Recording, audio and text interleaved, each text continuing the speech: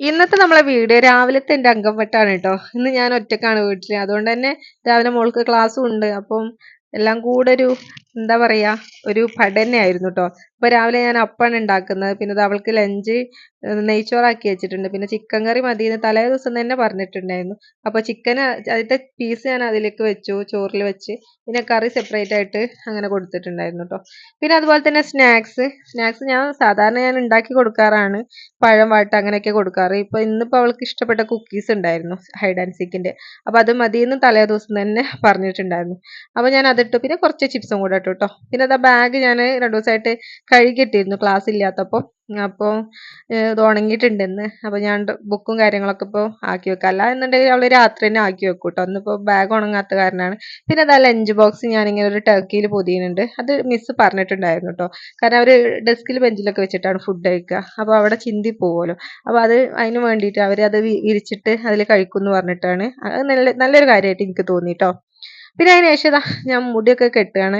അപ്പോൾ അവളിന്ന് തല നനച്ചിട്ടില്ല കേട്ടോ. അവൾക്ക് ജലദോഷമുണ്ട്, ചുമക്കുന്നുണ്ട് രാത്രിയൊക്കെ. അപ്പൊ ഒന്ന് രാവിലെ തല നനച്ചിട്ടില്ലായിരുന്നു. മേല് മാത്രമേ കഴുകിയിട്ടുണ്ടായിരുന്നുള്ളൂ. പിന്നെ മുടിയൊക്കെ ചീകി കൊടുക്കുകയാണ്.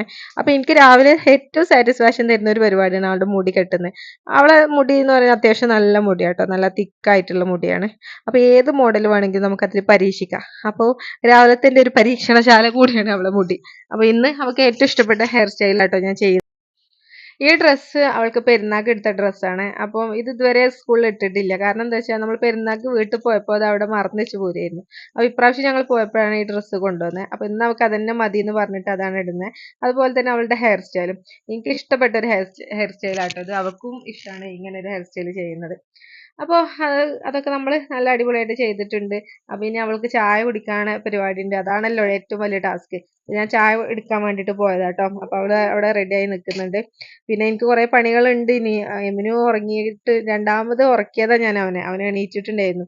അവനെ എണീറ്റാ പിന്നെ എൻ്റെ ഒരു പണി നടക്കൂല. അപ്പൊ അവനെ ഉറക്കിയിട്ട് രണ്ടാമതാണ് ഞാൻ ഈ പരിപാടിയൊക്കെ ചെയ്യുന്നത്.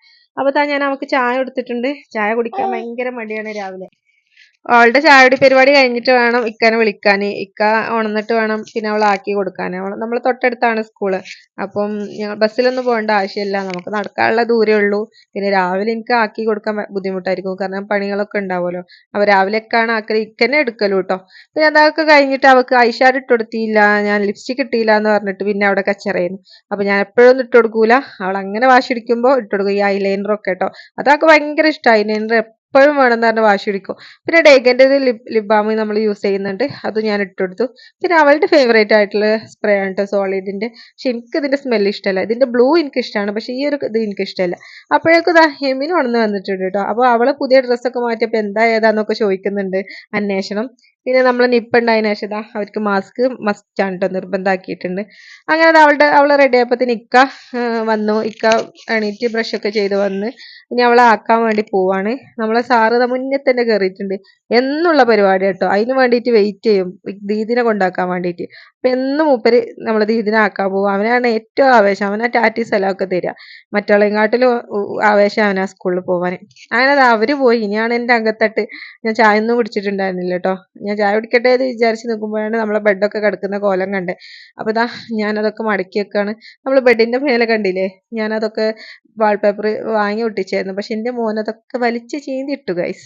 അപ്പോഴേക്കും അവൻ എത്തി. അപ്പൊ അവനക്ക് ഞാൻ ചായ കൊടുക്കാണ്. അത് വലിയ ടാസ്ക് ആണല്ലോ. തിന്നേയില്ല. അപ്പൊ 2 ദിവസമായിട്ട് പനിയൊക്കെ ആയതുകൊണ്ട് ഭയങ്കര മടിയാ.